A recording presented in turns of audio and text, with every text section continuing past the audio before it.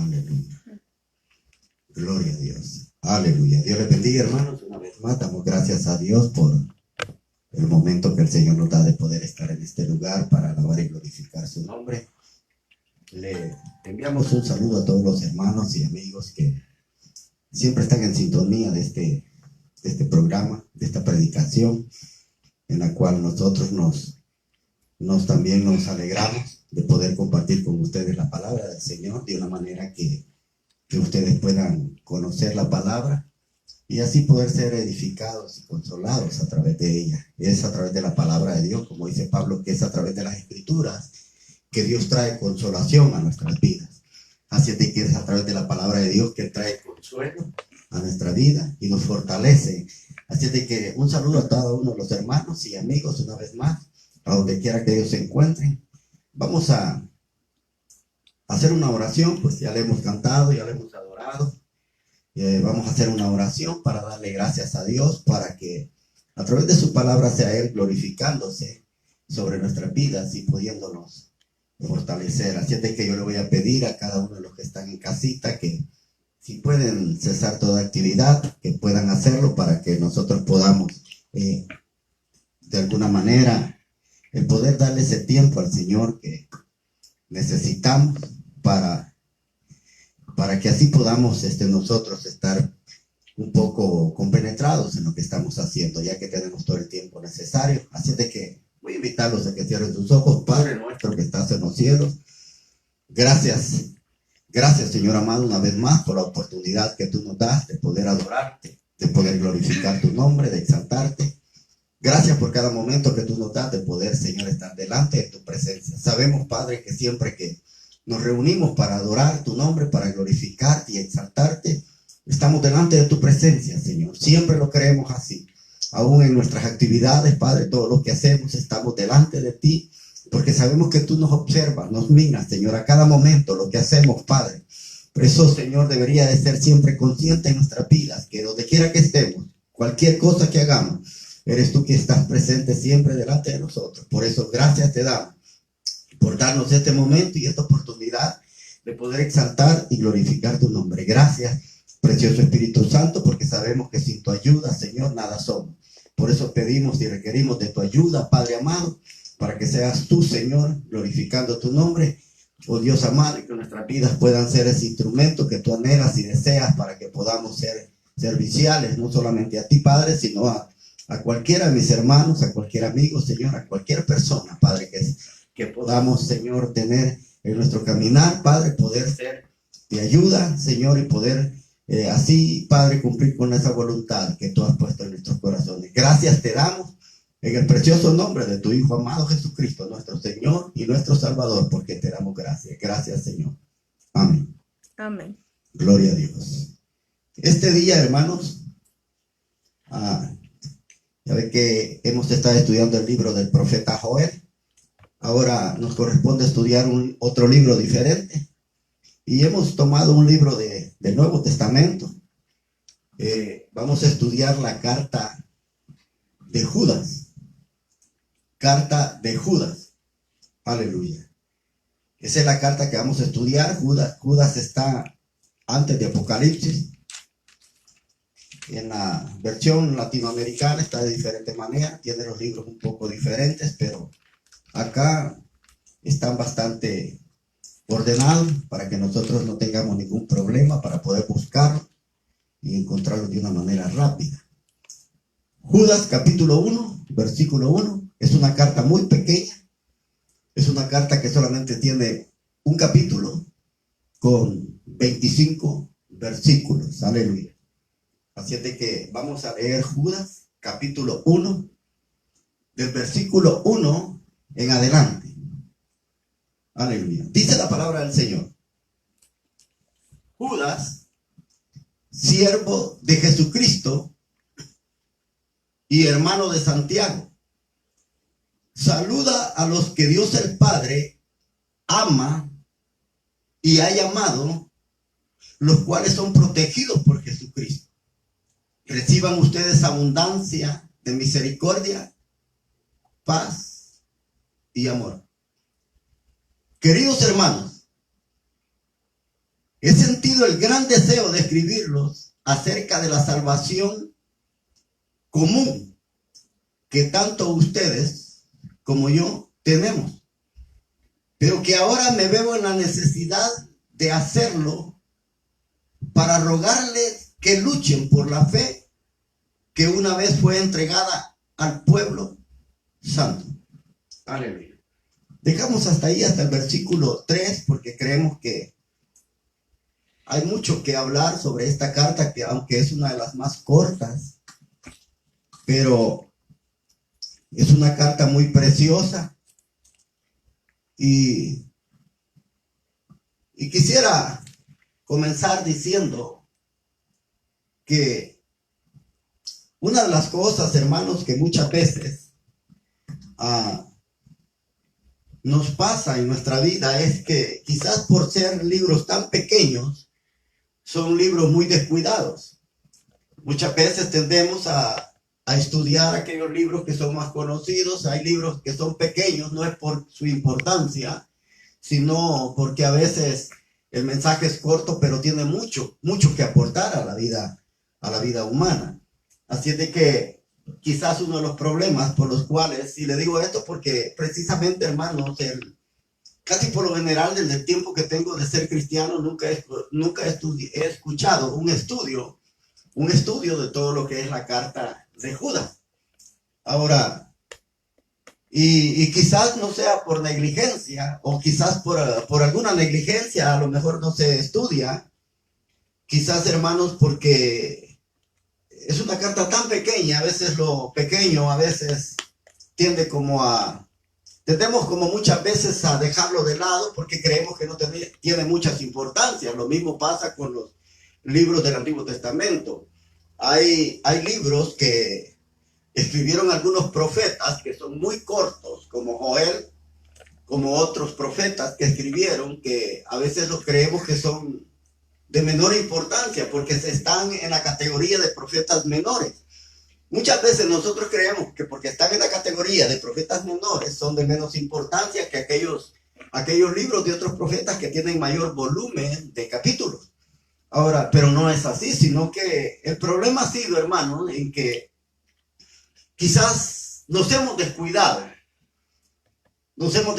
y estas cartas, como la de Judas, son cartas que tienen grande beneficio para nosotros. Ahora, Judas es el nombre griego que en el hebreo significa Judá. En el hebreo significa Judá y precisamente es en el griego. El griego es la transliteración del hebreo, que es Judas. Así es de que es un libro muy corto, como digo, de un capítulo con 25 versículos, pero que en la medida que nosotros lo vayamos estudiando, nos vamos a ir dando cuenta de la importancia que estos libros o cartas, por ser pequeñas, tienen mucho que hablarnos a nosotros que estamos en estos tiempos finales. Así es de que Judas aquí comienza algo muy importante. Como él comienza la carta, comienza con un saludo, pero en ese saludo, hermanos, este hombre Judas dice siervo de Jesucristo y hermano de Santiago. Ahora, él comienza de una manera sencilla ese saludo. Dice Judas, siervo de Jesucristo, igual que lo habla Santiago, al que él se refiere como su hermano, es decir, la carta de Santiago. Yo creo que si usted ha logrado estudiar un poco la palabra del Señor, o quizás nos ha seguido en algunos estudios que hemos tenido atrás, algún tiempo atrás, en el libro de los Hechos de los Apóstoles, ahí se menciona a un Santiago. Es decir, hay varios Santiagos. Está Santiago del capítulo 12, el que mataron, que se le conoce como Jacobo también, que es una transliteración. Precisamente Santiago, que era hermano de Juan, que eran de los hijos de Zebedeo. Pero está también Santiago, o Jacobo, como se le conoce de otras maneras también, o el justo, que habla en el capítulo 15 del libro de los Hechos de los Apóstoles. Ahora, son dos personas muy diferentes. Aunque uno fue apóstol y el otro fue obispo de la iglesia de Jerusalén. Al hermano de Juan lo mató Herodes. Santiago, el otro, permaneció por muchos años más, pero él se convirtió en obispo, es decir, una persona muy importante dentro de la iglesia de Jerusalén. Ahora, también lo mismo sucede con Judas. Judas habían varios, habían muchas personas, pero Judas hace algo.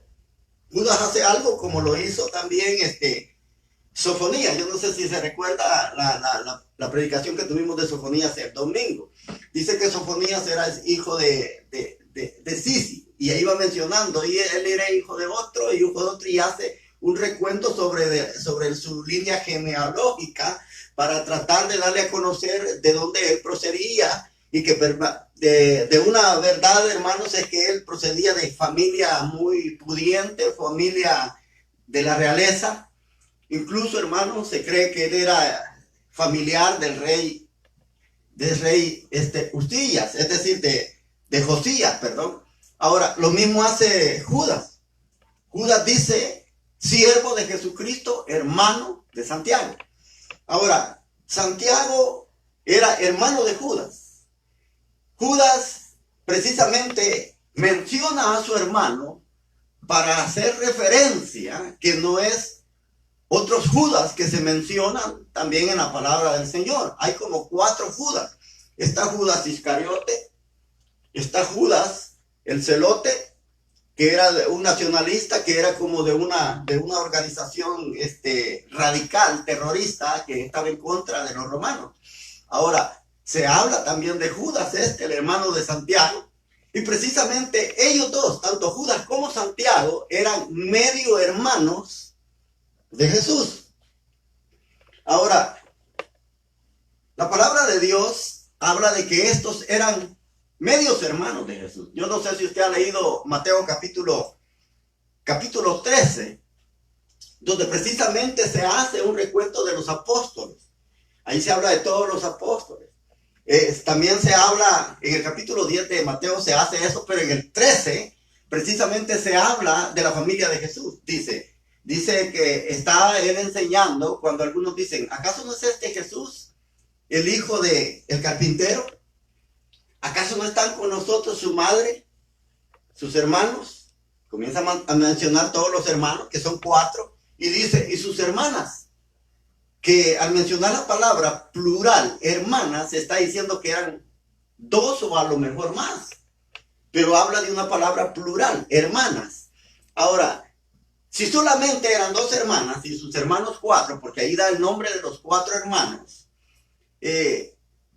da clara evidencia de que Jesús tenía más hermanos. Es decir que María, hermanos, no es como muchas veces se dice que fue virgen y que solamente tuvo a Jesús y que no hubieron más familias, no hubieron más hermanos. Ahora, hay algo que quiero recalcar, aunque no me quiero centrar mucho en esto, porque no es ese el estudio, sino que solo quiero hacer alguna referencia a algo, como un detalle un poco corto para que usted se dé cuenta. Muchos dicen que cuando habla la Biblia en el capítulo 13 de Mateo, que dice que no están ahí sus hermanos, muchos dicen que la palabra hermanos está diciendo que no eran hermanos, sino que algunos dicen que eran hermanos en la fe. Hermanos en la fe. Ahora, pero hay algo. Si dice que ahí está María, su madre, y menciona a sus hermanos, y dice, no es el hijo del carpintero, es decir, hablando de José, creo que precisamente se cree que José ya para este tiempo ya había muerto, ¿verdad? Por eso no se menciona el nombre de una manera directa, pero se menciona a su madre, y menciona a José que era carpintero. Ahora, algunos dicen que estos eran hermanos en la fe. Otros dicen que eran primos. Oiga bien, primos. Pero hay algo importante. Ahora, la palabra hermanos en el griego es una palabra muy diferente. La palabra en el griego es adelphos. Y adelphos tiene que ver con una relación estrecha, sanguínea. Entonces, eso quiere decir y da clara evidencia que no eran primos de Jesús, sino que eran hermanos de sangre, aunque eran medios hermanos. Medios hermanos. Ahora, ¿por qué digo medios hermanos? Porque recuérdese que ni José era el padre de Jesús. Porque Jesús, hermano, fue engendrado por el Espíritu Santo. Recuerda lo que el ángel le dijo a María en el Evangelio de Lucas. Le dijo, la sombra del Dios Altísimo te cubrirá. La sombra del Dios Altísimo. Esa sombra de Dios Altísimo hace referencia al Espíritu Santo.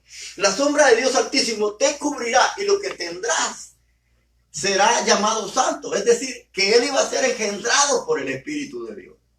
Ahora, por eso quise dar ese detalle, porque Jesús no es como otros dicen, que esa referencia a Mateo capítulo 13 habla de una relación entre hermanos cristianos, ni que son primos, porque les voy a decir algo. Imagínense en aquella ocasión cuando precisamente a Jesús le dijeron, mira, dice que María y sus hermanos llegaron a buscarle. Dice la palabra de Dios que le dijeron unos, Señor, él estaba enseñando. Y dice que le dijeron, Señor, tu madre y tus hermanos te buscan. Te buscan. ¿Y cuál fue la respuesta del Señor Jesús? Él dijo, mi madre y mis hermanos. Y señaló a las personas que lo estaban escuchando. Y dijo él, mi madre y mis hermanos son estos. Refiriéndose a los que escuchaban el mensaje que él estaba dando. Dice, porque todo aquel que hace la voluntad de mi Padre, ese es mi madre, mi padre y mis hermanos. Ahora, imagínense que hubieran sido primos los que estaban con María, que lo estaban buscando ahí. Sería algo bien ilógico que el Señor hubiera dicho, mi madre y mis hermanos son estos, mis primos. Ahora, en la relación espiritual no hay primos. Amén. No hay ninguna relación. Dios no tiene primos ni primas, solo tiene hijos. Amén. Ahora, esas son evidencias, hermanos, que precisamente nos hacen ver de una manera que cuando uno pesa todas esas escrituras y las puede comparar, uno se da cuenta que precisamente eran familiares de sangre. Por eso digo yo acá que Jesús, Judas, cuando menciona, dice a Santiago, lo menciona porque precisamente, hermanos, eran hermanos. Y Santiago y Judas eran hijos de María. Ahora, esto quiere decir que eran hermanos de Jesús. Ahora, quisiera tocar un poco sobre esto, le digo, porque precisamente, hermanos, uno sabe que precisamente tanto los familiares de Jesús, ellos cuando él estuvo en su ministerio terrenal, ninguno de ellos creía. Nadie.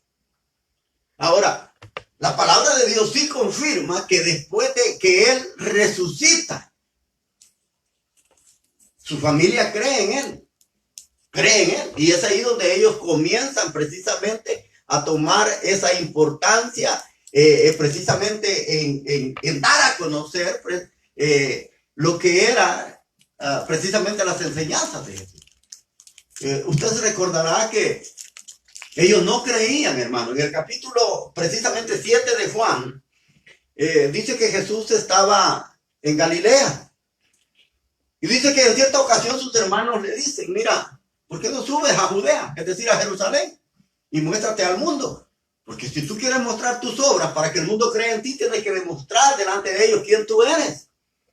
Entonces, ellos, lo que, fíjate bien, dice que Jesús no subía a Judea, es decir, a Jerusalén, porque precisamente lo querían matar. Lo querían matar. Ahora, pero sus hermanos no creían. Incluso, dice, lo mandan a Judea.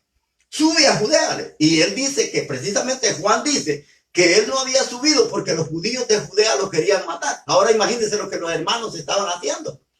Mandándolo. Es decir, en lugar de protegerlo, lo estaban mandando a la boca de león. ¿Por qué? Porque ellos no creían. Ahora, al no creer, hermano, en Jesús, al no creer, Jesús sufrió mucho. Jesús sufrió mucho. Él tenía una angustia, le digo, angustia que sufría por la desaprobación de su misma familia. Incluso se ha leído Marcos capítulo 6, me parece 3, y el último versículo dice de que en cierta ocasión Jesús estaba, dice, hablando de la palabra de Dios, y dice que no podía ni comer él ni sus discípulos a causa de la multitud.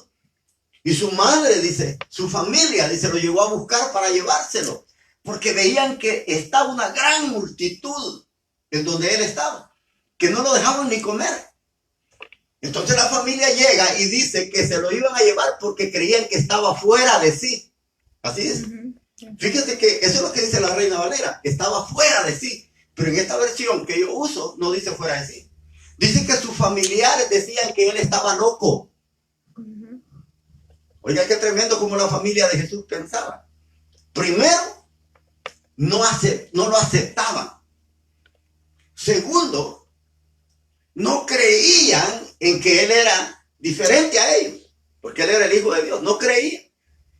Lo estaban mandando directamente a donde los otros querían mandarlo. Es decir, como que dice, nos queremos deshacer de ti.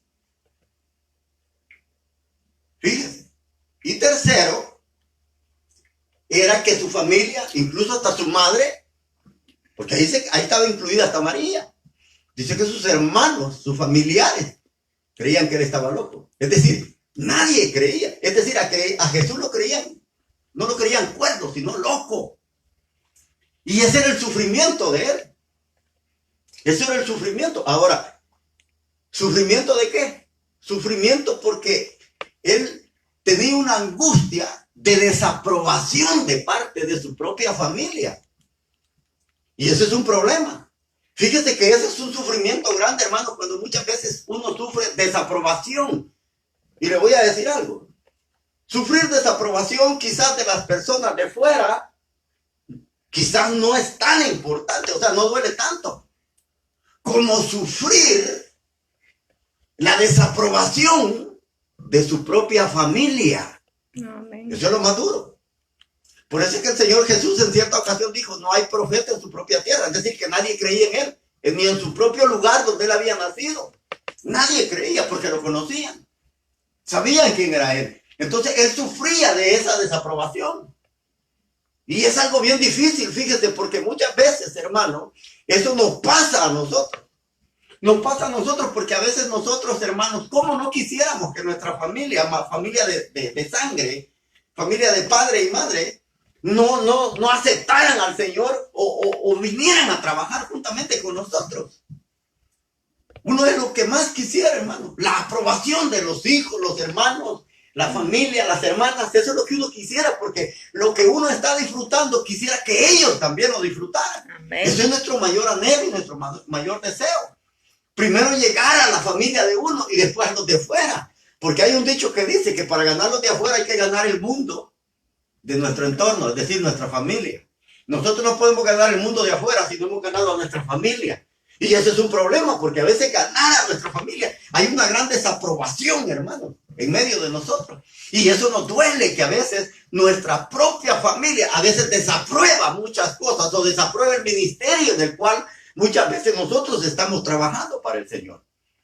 Muchas veces eso es sufrimiento.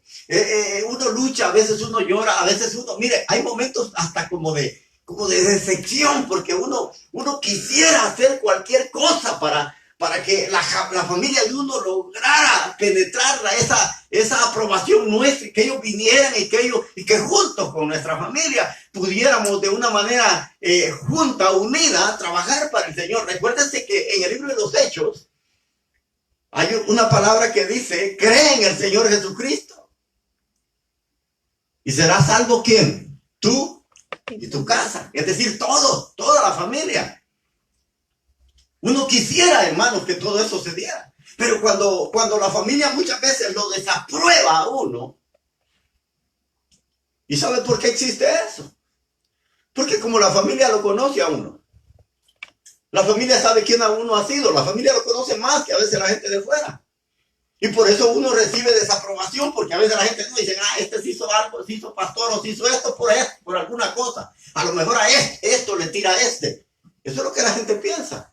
Y aún hasta la propia familia de uno piensa que uno está en esta situación porque uno está tratando de ganar algo, está tratando de hacer algo a través de esto, pero no es esa la intención. Entonces, toda esa es precisamente una desaprobación de parte de la familia, y uno se siente, hermanos, a veces desmotivado, a veces siente decepción, siente desánimo, siente de todo, siente a veces sentimientos encontrados, y a veces uno se pregunta, ¿por qué Dios? ¿Por qué mi familia? ¿Por qué mi familia no viene? ¿Por qué mi familia no quiere? ¿Por qué ellos nos desaprueban en todo? Porque yo le voy a decir algo, hay familias, hermanos, que a veces a uno le escucha quizás por educación, pero muchas veces dicen, ¿será?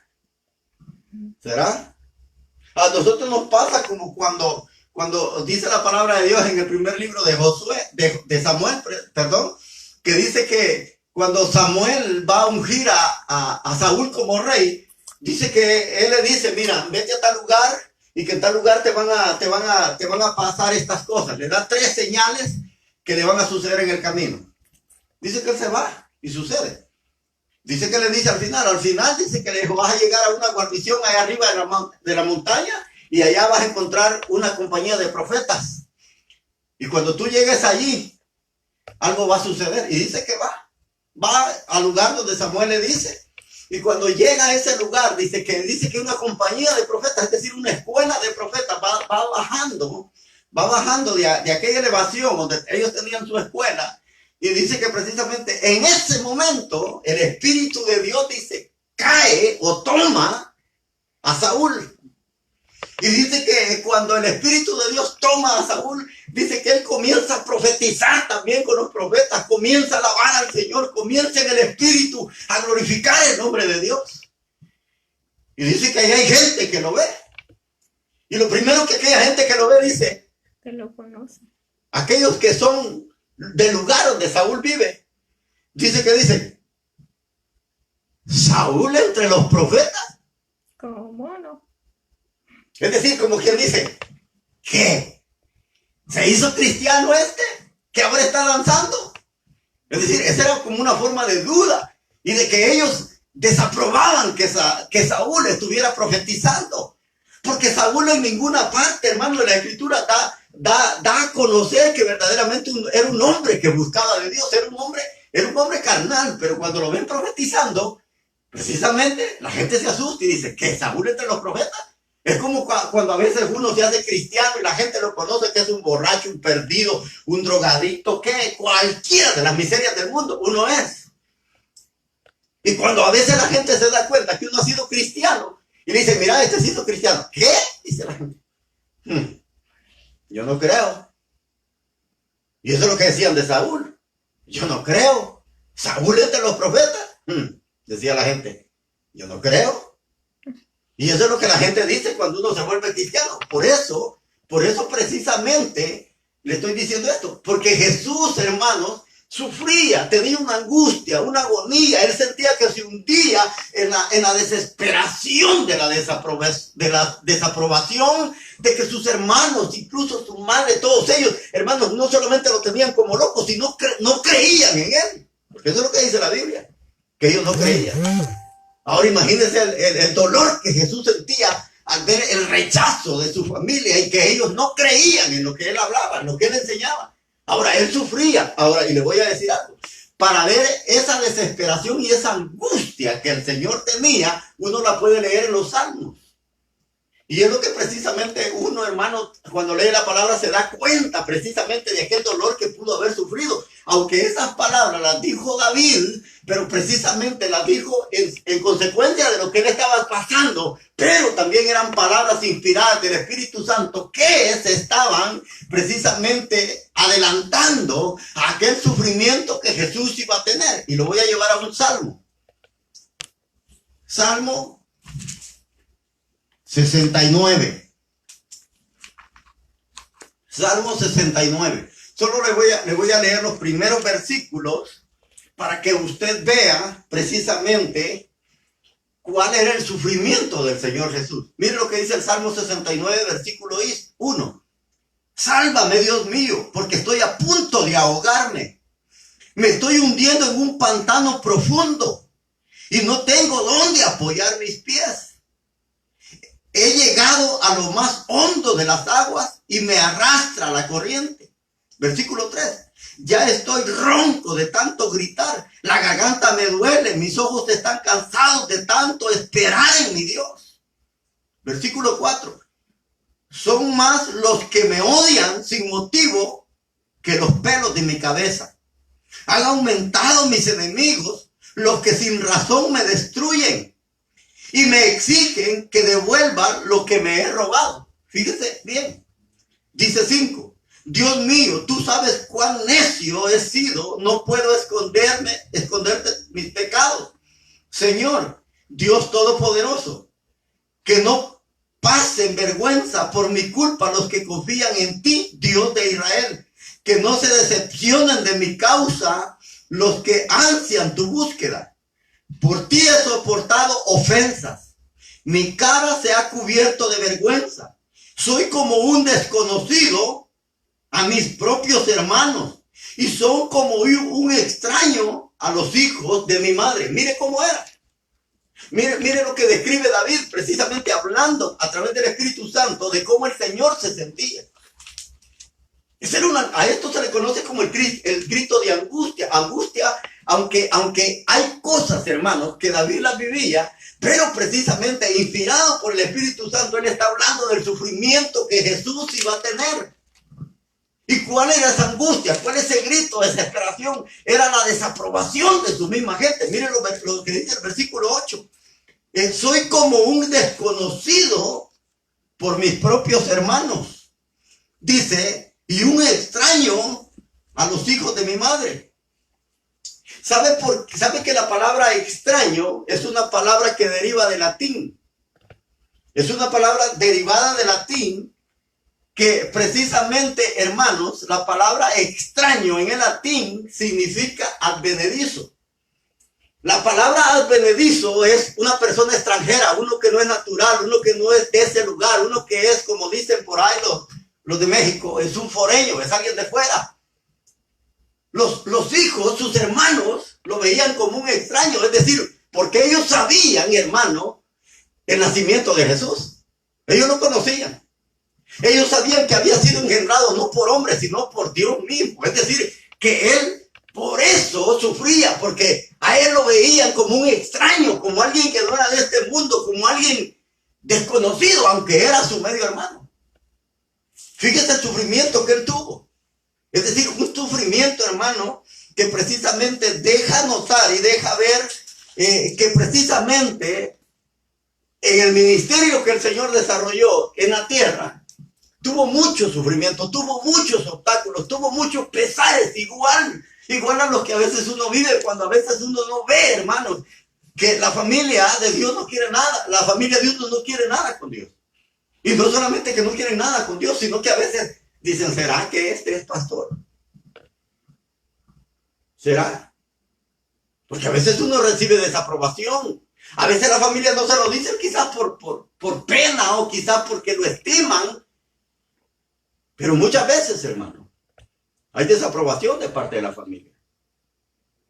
Si no recuerdas lo que dijo el Señor Jesús. Dijo el Señor Jesús que sus propios enemigos iban a ser los de ¿dónde? ¿Los de fuera? De casa. No, iban a ser los de casa.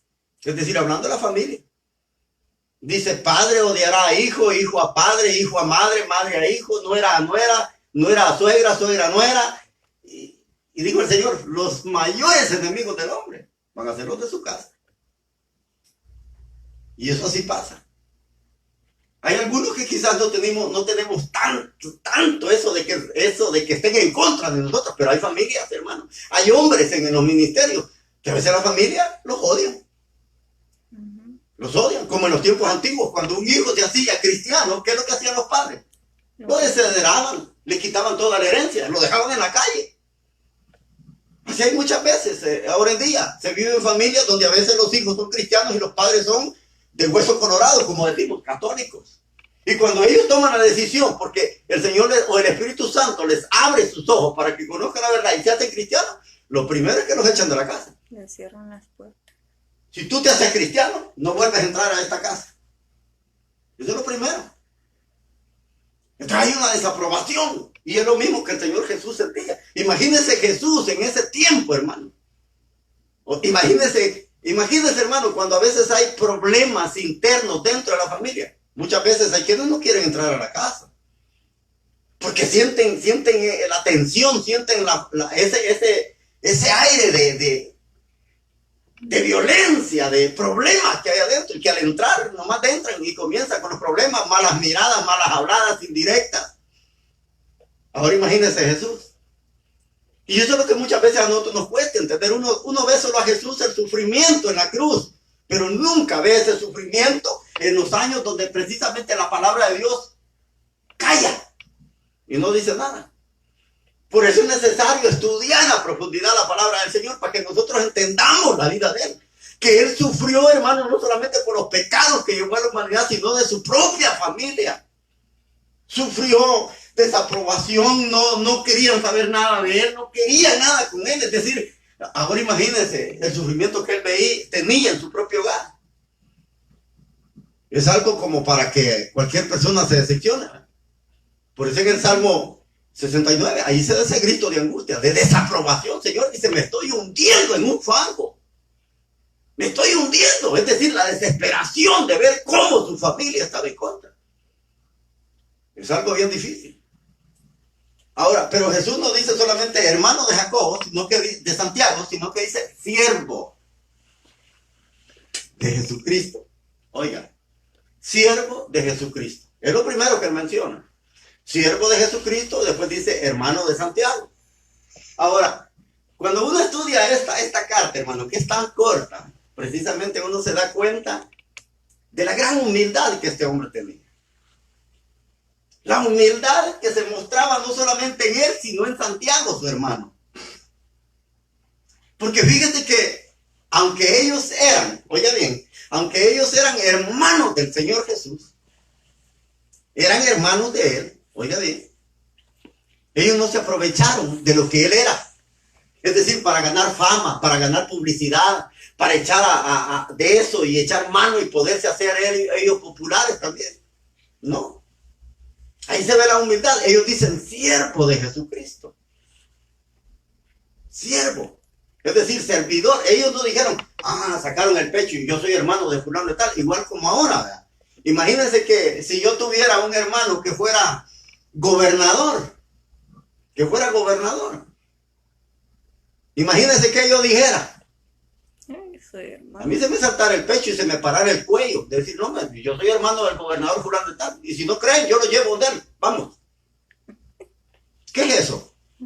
Orgullo. Que uno se siente como pavo real.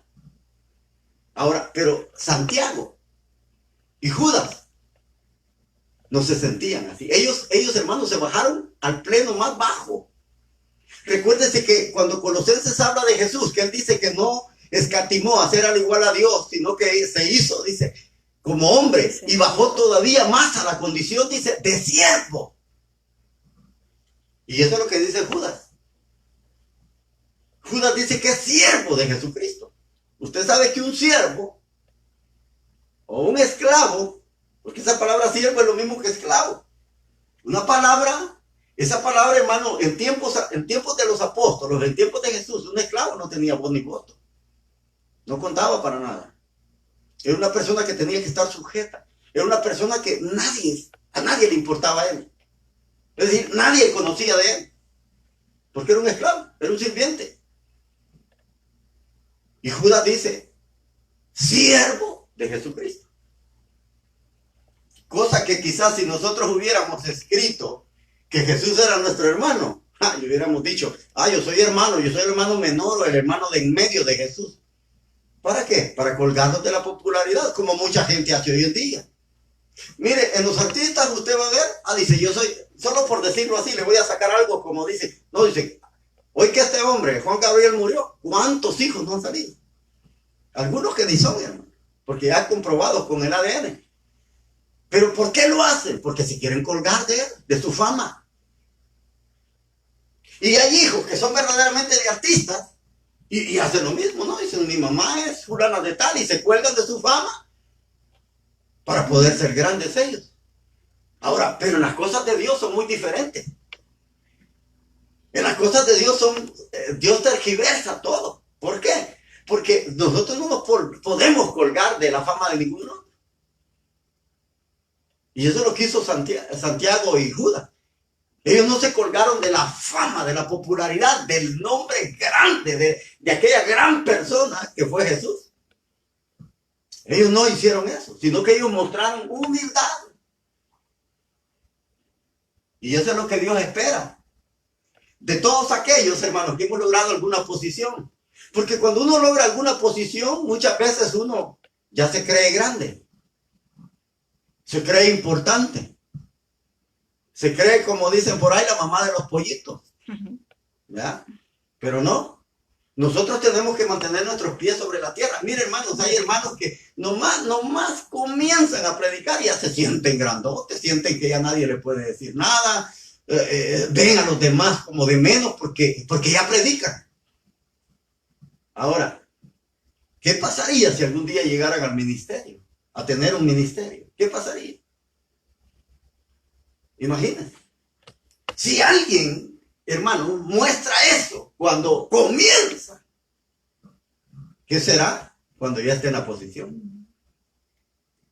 Por eso es que nosotros como hombres de Dios, como ministros, tenemos que ser humildes. Pablo dice, no vean a nadie sobre los hombros, es decir, mirándolo como con orgullo y con altivez, menospreciando a los demás, teniéndolos por menos, sino que debemos ser igual a ellos. Igual. Es decir, no sentirnos grandes por lo que somos. No, debemos de sentirnos orgullosos verdaderamente porque Dios nos está utilizando, pero no somos más que nadie. La responsabilidad es más grande, es claro, pero no somos más que los demás. Así como yo tengo acceso a la presencia de Dios, cualquier humano, hasta el más humilde, lo tiene.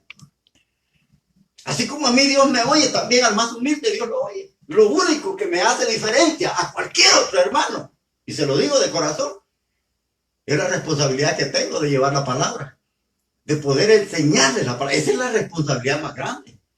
Y de poder dar con mi vida el ejemplo para que ellos puedan seguir y nos imiten también. Esa es la responsabilidad más grande. De allí todo lo hace igual. Ve a Pablo lo que dice a la primera de los Corintios.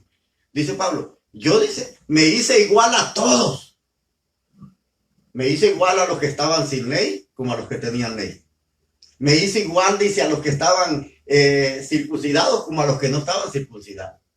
Me hice igual a todos, dice. Mi prioridad era ganar aunque sea uno. Por eso me hice igual. Es decir, Pablo era un hombre flexible. Tenía una flexibilidad, una elasticidad, hermano, que él se podía hacer como cualquier servidor, como cualquier hermanito pobre. Y a él eso no le quitaba lo que él era. Amén. Es decir, aunque él sí se pusiera en la condición de cualquier hermano, de los más sencillos, eso no quiere decir que Pablo no sabía quién era. ¿Sabe cuál es el problema de aquellos que no se quieren rebajar ni se quieren poner en la posición de muchos hermanos? Porque ellos creen que ya no van a ser igual. Tienen miedo. Creen que ya no van a ser igual. Y eso es un problema. Entonces, por eso Santiago, él no dice, soy hermano de Jesús. Él no se cuelga de la fama, como quizás nosotros lo hubiéramos hecho. Porque muchas veces a nosotros nos gusta exaltarnos a nosotros, pero no a aquel de quien queremos hablar. Y eso es lo que ha pasado ahora en día. Muchos ministros se sienten grandes. Es solo por la posición que tienen. Solo por la posición. No digamos, imagínense que hubiera quizás otra escala donde poder llegar. O quizás que tuviera un nombramiento, le voy a poner, doctor en divinidad. Que es una posición, hermanos, que no cualquiera la tiene. Son escasos los hombres que son precisamente acreditados con ese título, doctor en divinidad. Imagínense alguien que llega a eso. Uy, hermano, se les para el pelo a muchos. Pero no por miedo, sino por orgullo. Porque a veces la gente, hermano, no puede tener una media posición porque se creen mejores que cualquier otro. Y eso es así en todo ámbito. En todo. en los trabajos, en todo. Ve a veces personas que a veces andan limpiando junto con gente común y se hacen supervisores. ¿Qué pasó? Maltratan a aquel que era compañero, su amigo. Lo ignoran. Es decir, todo es así. Ahora, pero el Señor quiere, hermano, que a través de este hombre, fíjate bien, lo que Él está diciendo es que nosotros tenemos que aprender a ser humildes. Por eso dice Él, siervos de Jesucristo. Fíjate bien, siervos de Jesucristo. Saludos a los que Dios el Padre ama y ha llamado, a los cuales son protegidos por Jesucristo. Reciban ustedes abundancia de misericordia, paz y amor. Oiga lo que dice Judas. Saluden a los que de Dios, dice, menciona 3 cosas importantes. Oiga bien, hay 3 cosas importantes en este saludo que Judas hace. Él quiere que sean saludados aquellos que dicen que Dios ha llamado. Y le voy a hacer notar esas 3 cosas que Santiago dice. Llamados, santificados y protegidos. Oiga bien. Llamados, santificados, aunque la palabra santificados es una palabra que no se encuentra en ninguno de los manuscritos bíblicos, sino que la palabra que se encuentra en lugar de santificados es ama. A los que Dios ama, no santificados, sino a los que Dios ama. Eso quiere decir, y le voy a decir, porque a veces hay que ordenar estas 3 clases de pensamiento.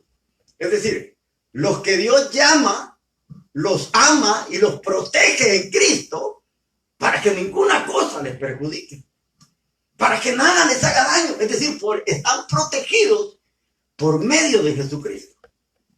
Miren qué tremendo. Ahora, pero que también esa santificación se da, aunque no se encuentra, pero se da. Ahora, fíjese qué tremendo. Dice, saludo a los de Dios el Padre, a los que Dios el Padre ama y ha llamado, los cuales son protegidos por Jesucristo. Mira, hermano, esta es una de las promesas más hermosas que uno puede encontrar. Los que hemos recibido el llamado, los que hemos atendido a ese llamado y no los hemos negado, dice que Dios nos ama. Hermano, qué grande es el amor de Dios. Para que nosotros seamos amados por Dios, hermano. Y para que Dios diga, a los que yo llamé y los amé, ahora los voy a proteger para que nada les pase. Ahora, eso debería ser suficiente para nuestra vida, para poder estar agradecidos con Dios. Porque recuérdese que la palabra dice que muchos son los llamados. Y pocos los escogidos. Los escogidos. Es decir, a los que Dios llamó. Por eso es que el apóstol Pablo menciona eso también en una de sus cartas. En el capítulo, me parece que es 8 o 9 de Romanos, él dice, a los que Dios llamó, a estos santificó. A los que santificó, también justificó. Y a los que justificó, dice, los predestinó para que fueran conforme a la imagen de su Hijo Jesucristo. Es casi lo mismo que usa Pablo. Ahora, pero es importante saber, hermano, que Dios nos ha llamado y nos ama. Nos ama. Y somos guardados. ¿Guardados cómo? A través de su Hijo. Mire qué precioso, hermano. Es decir, que uno de cristiano no necesita el guardaespaldas. Uno no necesita que nadie lo ande cuidando. Quien lo cuida y lo guarda es el Señor. O sea, ¿qué más seguridad quiere uno? El ángel de Jehová. Es lo mejor. Por eso dice la palabra que el ángel de Jehová acampa alrededor de ¿quiénes? De los que le temen. De los que le temen. Oiga, de los que le temen. ¿Y qué hace? Los defiende. Qué hermoso, hermano. Mire, esa es una promesa que a nosotros nos debería llenar de gozo, de alegría, hasta de saltar y de decir bendito tu nombre. ¿Ya? Porque Dios no solo los llama, sino que nos ama. Y no solo nos ama, sino que nos protege en su Hijo. Y eso es lo hermoso. ¿Se recuerda usted de la oración que el Señor hizo en el Evangelio de Juan, capítulo 17. Amén. En el Evangelio de Juan, capítulo 17, le dice, Señor, yo no soy de este mundo. Yo no soy de este mundo, pero estos van a quedar en el mundo. Y le dice, te pido por estos, para que los guardes. No te pido, le dice, que los quites del mundo. Oiga bien la petición que hace. No te pido que los quites del mundo, sino que los guardes. Es decir, que los protejas. Le dice el Señor, cuando yo estaba en la tierra, todo lo que me diste, yo lo guardé en tu nombre. Oiga, yo lo guardé en tu nombre. Ahora que yo me voy, le dice, yo te pido que los guardes en tu nombre.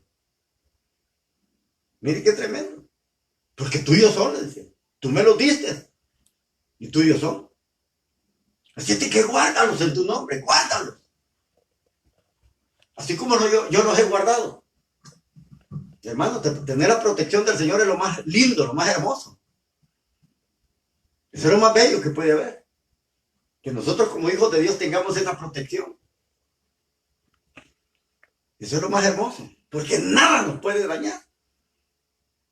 Yo le voy a contar una historia. Fíjense que una vez a mí me contaron. Y se lo voy a contar en algunas ocasiones, lo he contado. De que en mi primer matrimonio, hubo alguien que quiso separarnos. Hubo alguien.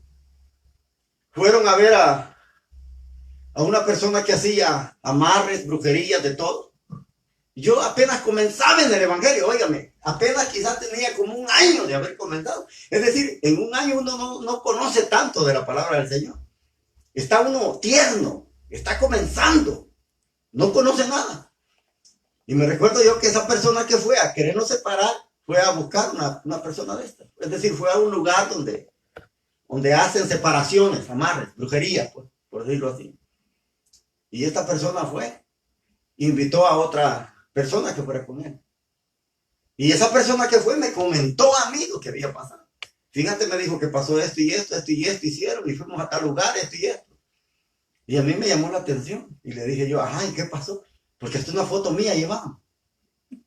Oiga bien, así como cuando se buscan brujos y todo para que hagan amarres y para que se separen, así igual. Y me recuerdo que mi curiosidad me llevó y le digo yo, oh sí, ¿y qué pasó? Sí, hasta foto llevamos. Pero mi sorpresa fue, me dice, la persona que me contó, mi sorpresa fue que nomás llegamos, dijo la señora, ¿a qué vienen? A esto y esto, sí. Ok, ¿quién es? Fulano tal, aquí está la foto. Y dice que comenzó a hacer clase de conjuros y todo por tratar de separarnos. Oiga bien, por separarnos. Y dice que intentó, y al fin desistió de aquello. Y dice que le dijo, señora, yo quiero que usted desista de esto, que ya no haga nada. Dice que le dijo, ¿por qué? Dice que le dijo, es que esta persona, hay algo que lo protege. Tiene una protección, dice que le dijo, hay una luz que está sobre la vida de él, que es una protección, que por mucho que yo intento pasar esa fuerza, no puedo. Fíjese, no puedo, dice que le dijo. Y yo creo que nadie va a poder hacer eso, porque dice que le dijo, yo he hecho amarres y desamarres, yo he hecho de todos trabajos y todos me han funcionado, solo que dice que le dijo, nunca me había pasado esto. Mire qué hermoso, hermano. Mire la protección que Dios nos da. Mire qué precioso cómo Dios trabaja en nuestra vida. Por eso es que hace algún tiempo yo escuché a un satanista que dice él que, oye, él es evangelista, dice él que precisamente cuando él estaba estudiando para ocultismo, dice que él, una de las cosas que sus maestros de brujería les enseñaron, porque dice que el maestro que a él estaba enseñando era de México. Dice que una de las cosas que él les pidió que se cercioraran, que cuando fueran a sacar los huesos de un muerto a las 12 de la noche en un cementerio para trabajar y poder ver si ellos ya habían aprendido algo, dice que le dijo, tienen que cerciorarse ustedes de que esos huesos no sean los de un cristiano. Porque si no, dice que ahí se acabó todo. no les va a funcionar. Y dice que este satanista, que se convirtió en satanista, pero que después se convirtió al evangelio, él cuenta que dice que le hizo la pregunta a su maestro, dice que le dijo, pero ¿cuál es el motivo? Dígame el por qué no puede ser los huesos de un cristiano.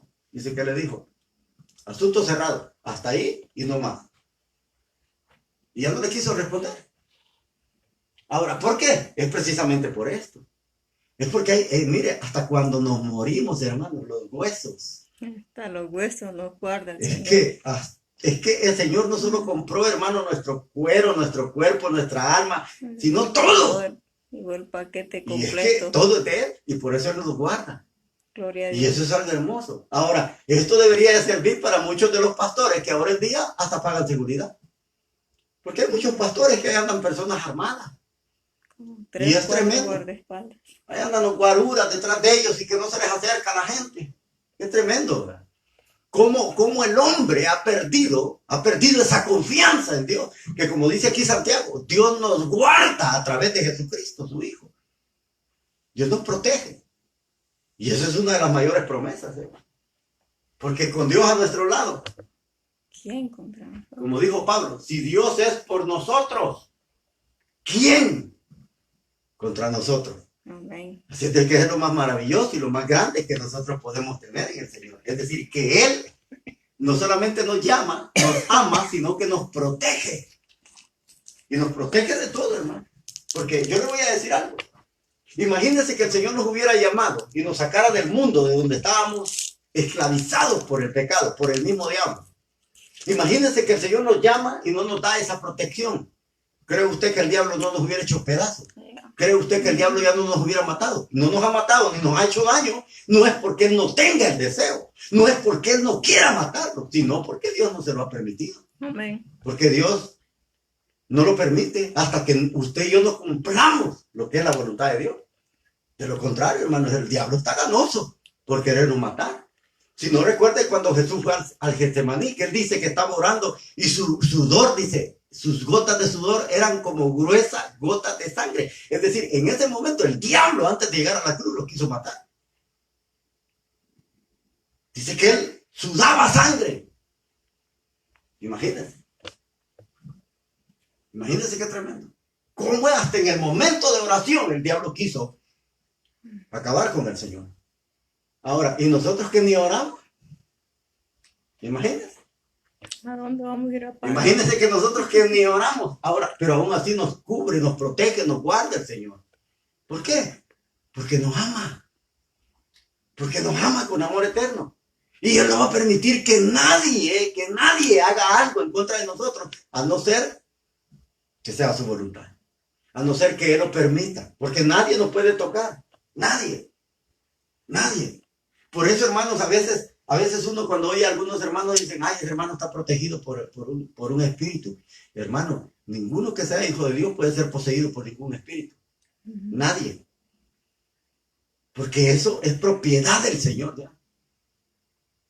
Entonces, eso nos da la idea precisamente de que Judas nos está diciendo cosas hermosas que muchas veces nosotros ignoramos. Por eso cuando usted, hermano, lea la palabra del Señor, recuerde eso. Dios lo ama y lo protege en su Hijo Jesucristo. Así como Él protegió a los apóstoles. Cuando Él ora por Él, Él le dijo, yo no te pido por los del mundo. Oiga bien. Yo no te pido por los del mundo. ¿Por qué? Porque los del mundo están en manos de ¿quién? Del enemigo. Están en manos de Él. Ahora, te pido, le dice, no por los del mundo, sino por los que me han dado. Es decir, por los que había llamado. Así es de que, aún le voy a decir algo, aún a los del mundo, aunque están en manos del diablo, muchas veces no los mata el diablo, porque el Señor está esperando que ellos lleguen a reconocerlo como su Señor y Salvador. Pero cuando las cosas son de diferentes maneras, dice el Señor, ahí está esa alma, es tuya. Así es de que aquí dice Santiago, dice que somos amados y llamados, los cuales somos protegidos por nuestro Señor Jesucristo. Dice él, versículo 30, versículo 2, reciban ustedes abundancia de misericordia y paz. Reciban ustedes abundancia de misericordia. Fíjate que hay una versión que no dice, así como dice aquí, reciban ustedes abundancia de paz. Sino que hay una versión que dice, que abunde en ustedes. Que abunde en ustedes la misericordia, la paz y el amor. ¿Por qué me gusta eso que esa versión dice? Y le voy a decir qué versión es. Es la versión latinoamericana. Esa versión dice que abunde en ustedes la misericordia. Ahora, ¿por qué me llama más la atención de la forma como lo menciona la versión latinoamericana que la Reina Valera? Porque verdaderamente, hermanos, como hijos de Dios, necesitamos que en nosotros abunde la misericordia. Amén. Que abunde. ¿Por qué? Porque muchos cristianos no son misericordiosos. A muchos cristianos no les gusta hacer el bien. A muchos cristianos lo que más abunda en su corazón no es misericordia. No es eso. Es lo contrario de misericordia. Avaricia. Es decir, que no somos misericordiosos. Aunque veamos que a alguien que necesita algo, muchas veces lo pasamos por alto, los hacemos los disimulados. Aunque podamos ayudar, porque el ayudar es ser misericordioso. A muchos cristianos, hermanos, nos pasa, ¿sabe cómo? Igual aquello, cuando el Señor contó aquella historia de el ladrón de una persona que había sido robada. Y dice que pasó un levita. Después pasó un sacerdote. Fíjate bien la clase de personas que pasaron. El levita y el sacerdote. Personas que ministraban a favor de los hombres para con Dios. Fíjense.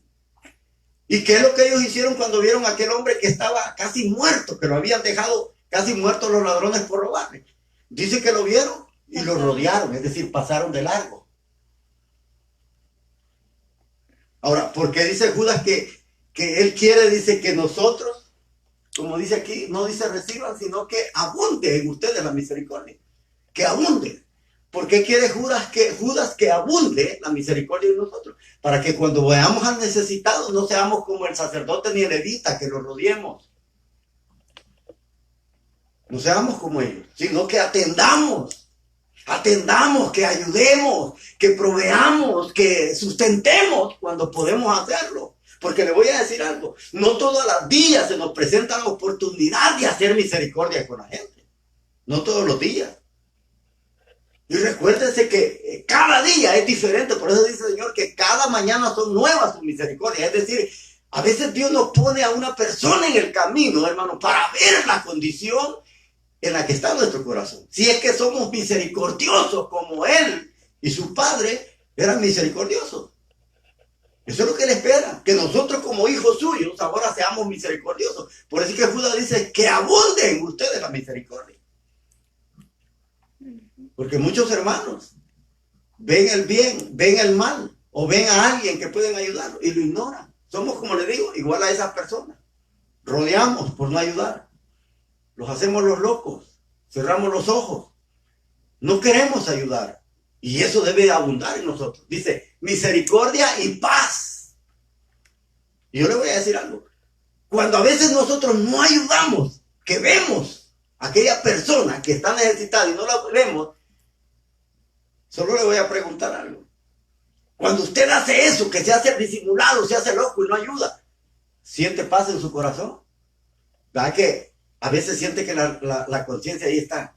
Que por qué no ayudé, que por qué no lo hice, que pudiéndolo hacer lo hubiera hecho. ¿Para qué? A veces uno viene a las casas y dice, ¿para qué no lo hice? A veces hasta siente un impulso de regresarse, pero ya, ¿para qué? Si la oportunidad la tuvo.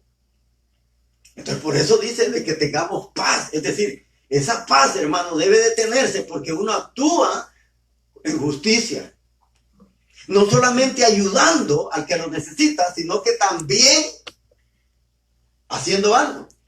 Es decir, esa paz se mantiene cuando uno tiene paz con todo el mundo. Es decir, tener paz en el corazón, porque uno no le debe nada a nadie. Nada. Con todo el mundo está en paz uno. Aún hasta con los enemigos. Ahora, y dice amor. Debe de abundar en nosotros también amor. ¿Por qué? Porque si no hay amor, lo que hagamos nos resulta de nada. Y no importa, por mucho que hagamos. Recuerde lo que dice Pablo a los Corintios en el capítulo 13, en su primera carta. Dice, si yo, pudiera hablar profecías, pero si no tengo amor, de nada sirve. Puedo pasar estos montes, dice, de aquí para allá, pero si no tengo amor, de nada sirve. Puedo hablar lenguas angelicales.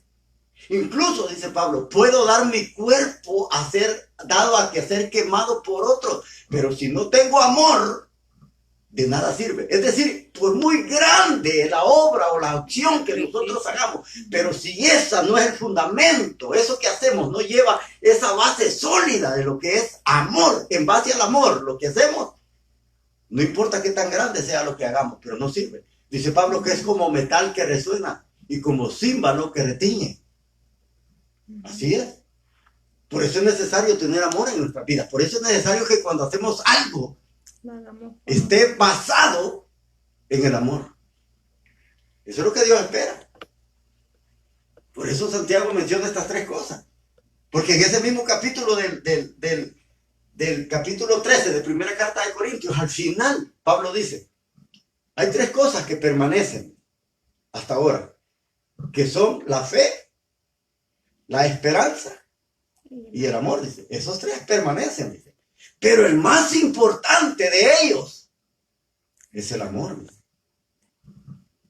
Porque los demás se acabarán, dice. Pero el amor va a permanecer. ¿Por qué? Porque el amor, hermano, es una virtud de Dios. Dios es amor, dice la Biblia. Es decir, por eso quiere que en nosotros haya siempre amor. Porque Él quiere que nosotros seamos como Dios. En Dios, hermanos, toda esa virtud siempre es amor. Entonces, por eso Santiago hace ver, fíjese en este versículo 1 y 2, todo lo que uno puede descubrir, lo que Santiago dice. Así de que yo creo de que es algo muy importante ver cómo Judas menciona todo esto. Es decir, que podemos sacar provecho, hermano, de la palabra del Señor. Y no sé si le siguiera porque hay mucho más en el otro versículo, pero creo de que el tiempo se nos ha llegado. Así es de que vamos a dejar por finalizado acá, porque nos queda el versículo 3. Ese no lo vamos a dar para el próximo martes, porque ahí hay, hermano, que ahondar todavía más ampliamente de lo que Judas quería que nosotros supiéramos. A mí me llama la atención porque aunque es una carta pequeña, hermanos, tenemos mucho que resumir en eso y sacar de provecho para nuestra vida. Así es que en el capítulo 3 se mencionan cosas, hermanos, de las que ustedes quizás muchas veces ni idea se ha tenido. Ni idea. Y por eso yo traté de ahondar un poco más en esto, porque precisamente solo en el saludo hay cosas muy importantes. Ahora, de ahí para allá, en el 3 y 4, a lo mejor solo esos dos podamos estudiar el otro martes para sacar provecho de todo eso. Porque verdaderamente, hermano, a Judas, le voy a decir algo, porque a Judas nos iba a escribir de algo, pero dejó eso de lado para escribirnos algo que era más urgente. Es decir, el Espíritu Santo lo motivó a dejar lo que estaba escribiendo, que era de provecho también para nosotros, pero lo que iba a escribir era más urgente. Entonces, por eso Judas hace un cambio de tema, y eso es lo que vamos a estudiar precisamente el otro martes. Así es de que espero que este inicio de estos dos versículos, hermanos, que hemos estudiado, haya sido de provecho para su vida, porque de ahí vamos a ir estudiando siempre, hasta dar conclusión con este capítulo 1 de la carta de Judas. Así es de que, hermanos, un abrazo desde acá, desde nuestro hogar. Mi esposa y yo los amamos, los extrañamos.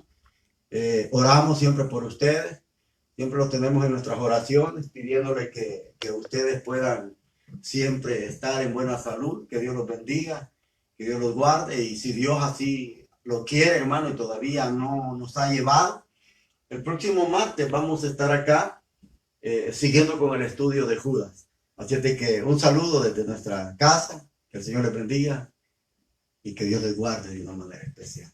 Amén. Amén.